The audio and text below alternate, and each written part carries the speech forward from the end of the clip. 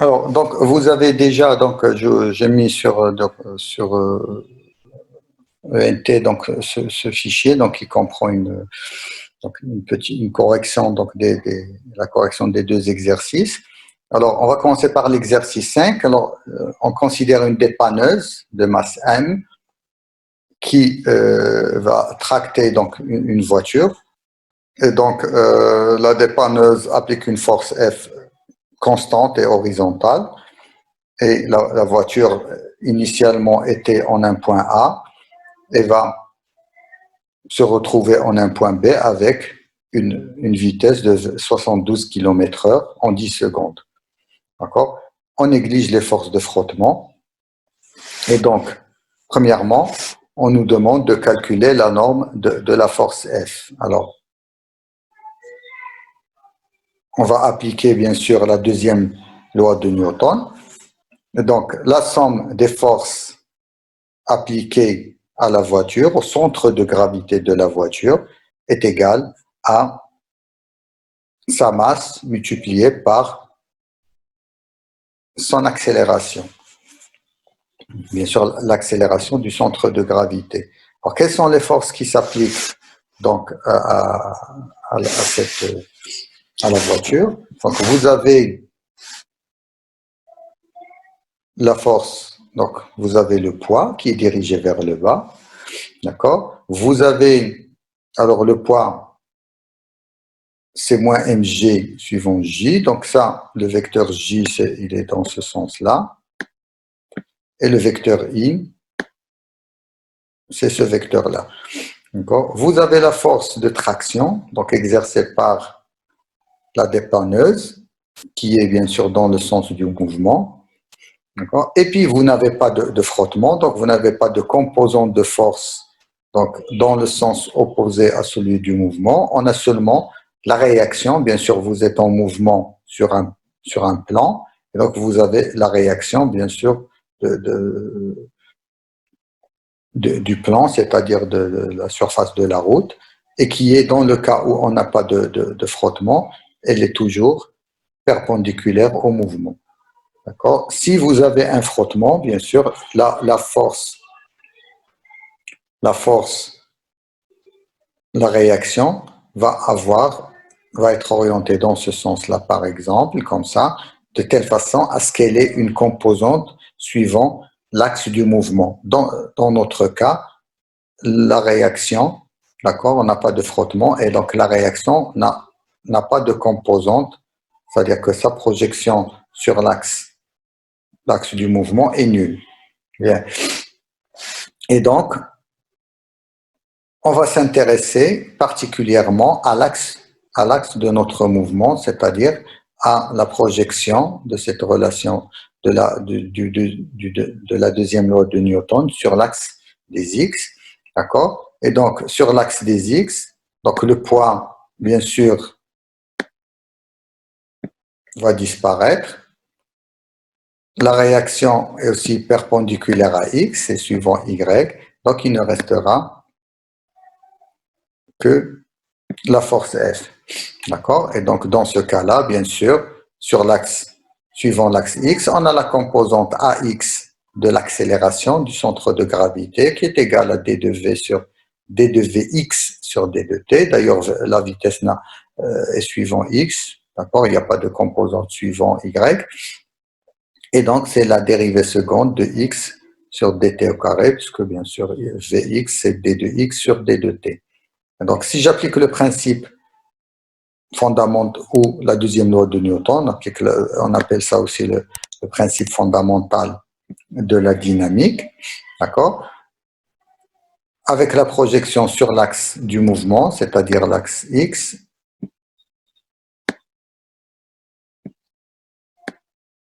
donc l'axe X c'est l'axe du mouvement, et donc qu'est-ce qu'on obtient? On obtient que AX égale à fois M égale à F. Donc ça veut dire que AX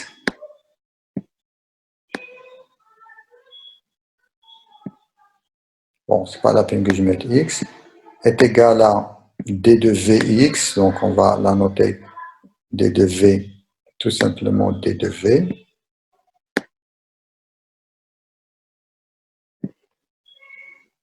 Bon, c'est difficile, un peu difficile d'écrire, mais l'essentiel c'est que le message passe. Et donc sur D de T, et c'est égal, comme F égale à MA, et donc c'est égal à F divisé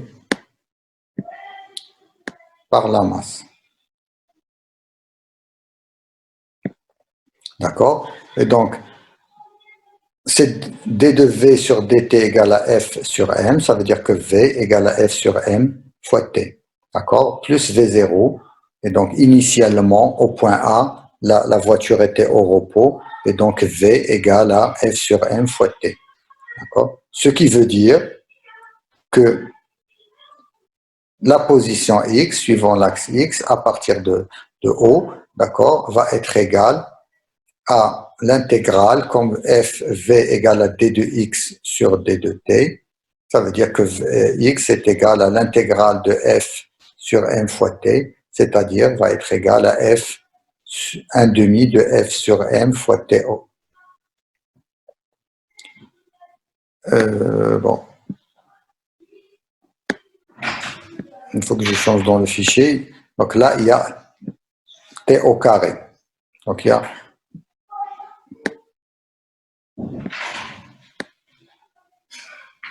T au carré au numérateur.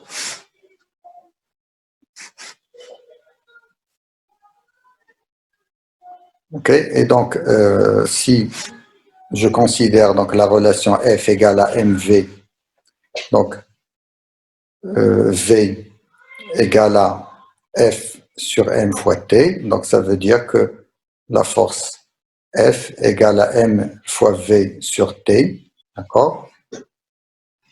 Et donc, je peux calculer l'intensité de ma force, donc en multipliant donc M par V, en divisant par T.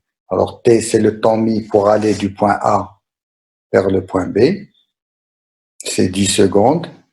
M, c'est la masse qui doit être exprimée en kilogrammes. Et V, donc c'est la vitesse qui doit être exprimée en mètres par seconde. Et donc si je prends donc, 72 km/h, c'est 72 fois 10 à la puissance 3 mètres. Une heure, c'est 3600 secondes. Et donc ma vitesse, c'est 20 mètres par seconde. Et donc, ça me donne l'intensité de la force F égale à 1000 newtons. Alors, la deuxième question, donc on vous demande de calculer la distance parcourue pendant les 10 secondes, c'est-à-dire de calculer la distance AB. D'accord? Et donc, D, la distance parcourue pendant 10 secondes, c'est X de 10 secondes, c'est-à-dire c'est F sur 2M fois T au carré. D'accord? Là, bien sûr, dans le calcul, donc il n'y avait pas cette erreur-là, donc on peut vérifier. Donc là, la force F, c'est 1000.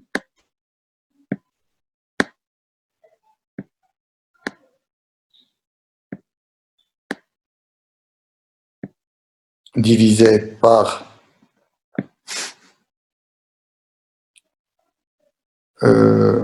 alors sur ces 500 kg, donc c'est aussi 1000.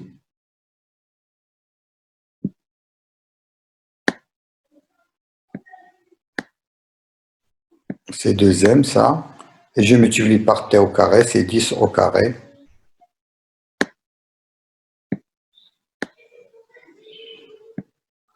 Et 10 au carré, bien sûr.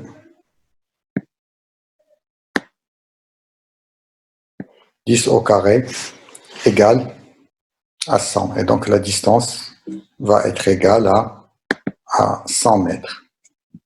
Donc on va continuer. Alors, donc après, donc la troisième question, on vous demande le travail de la force de traction pendant c'est 10 secondes. Et donc, tout simplement, le travail de la force F, c'est F scalaire le déplacement AB, puisque la force, donc ça, on l'a déjà vu, la force est constante. Et donc, l'intégrale de F fois d de x, donc ça me donne directement le produit scalaire de F par le déplacement AB. Et comme la force et le déplacement sont dans le même sens, dans la même direction, dans le même sens, ça veut dire que le produit scalaire, c'est tout simplement le module de F multiplié par le module de AB. Et donc, c'est la force multipliée par le déplacement. Donc, F, c'est, on a dit 1000 newtons. Le déplacement, c'est 100 mètres. Donc, ça fait 100 000 joules. Donc, bien sûr, si je multiplie 1 newton par 1 mètre, ça me donne des joules. Et donc, bien sûr, là, la distance, c'est D et c'est le module de AB. Alors, la dernière question, c'est bien sûr une vérification du théorème de l'énergie cinétique. Alors, déterminer la variation de l'énergie cinétique et montrer que le théorème de l'énergie cinétique est vérifié. D'accord? Alors, on commence bien sûr par la détermination le calcul de la variation de l'énergie cinétique. Et donc, tout simplement, le calcul de la variation de l'énergie cinétique, c'est 1 demi de VB au carré moins 1 demi de VA au carré. VA au carré, bien sûr, c'est nul, puisque la voiture était au repos au point A. D'accord? C'est tout simplement 1 demi de mVB au carré. Alors, 1 demi, c'est 0,5. M, c'est 500 kg, multiplié par VB au carré. Donc, VB, c'est 20 mètres par seconde, c'est-à-dire ça fait 400 mètres carrés par seconde au carré. Donc, si je calcule cette quantité-là, ça me donne 10 à la puissance 5, 10 à la puissance 5 joules. Et donc, si je calcule, je reviens en arrière, et donc je calcule les travaux des forces extérieures. Le travail de la force F, on l'a déjà calculé, c'est 10 à la puissance 5 joules. Le travail du poids, il est nul parce que le poids est perpendiculaire au déplacement, c'est ce qu'on a vu tout à l'heure. Le travail de la réaction R, pareil, il est nul parce que la réaction est aussi dirigée suivant l'axe, la direction perpendiculaire au mouvement. Et donc, le travail, la somme des travaux, donc, se réduit au travail de la force F. Et donc, on retrouve 10 à la puissance 5 joules là.